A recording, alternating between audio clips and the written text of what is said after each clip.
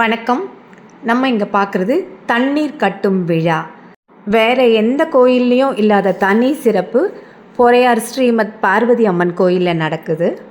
ஒவ்வொரு வருஷமும் பங்குனி மாதத்துலேருந்து ஆடி மாதம் வரைக்கும் வர்ற 5 பௌர்ணமி நாள்களில் இந்த விழா சிறப்பாக கொண்டாடப்படுது. பார்வதி அம்மன் திருவுருவத்தில் தொடை வரைக்கும் தண்ணீரை நிரப்பி அதில் அபிஷேகம், அலங்காரம், மகா தீபாராதனை எல்லாம் நடைபெற்று அந்த தண்ணி அப்படியே இருக்கும். இது சாயங்கால வேளையில், அதாவது 6 மணிக்கு அந்த கோமுகி வழியாக இந்த தண்ணீர் திறந்து விடப்பட்டு அங்கே இருக்க பக்தர்கள், குடும்பத்தை சேர்ந்தவங்க எல்லாம் வந்து அதில் குளித்து மகிழ்வாங்க. இது பெண்கள் மட்டும் இங்கே குளிப்பாங்க, ஆண்களுக்கு தண்ணீர் எடுத்து வெளியில் கொடுத்துருவாங்க.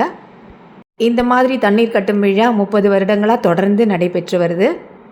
வெயில் உச்சக்கட்டமாக இருக்க இந்த காலகட்டத்தில் அம்மனை குளிர் வைக்கவும், வெப்ப நோய்கள் பரவாமல் தடுக்கவும் இந்த மாதிரி திருவிழா இங்கே நடைபெறுது.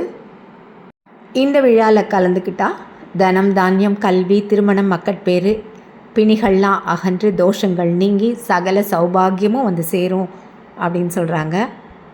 இந்த 5 பௌர்ணமிகளில் பகலில் 10 மணிக்கு முதல்ல அபிஷேகம் ஆரம்பித்து அதற்கு பிறகு தண்ணீர் கட்டுதல், அதுக்கப்புறம் மகா தீபாராதனை, அன்னதானம் எல்லாம் சிறப்பாக நடைபெறுது.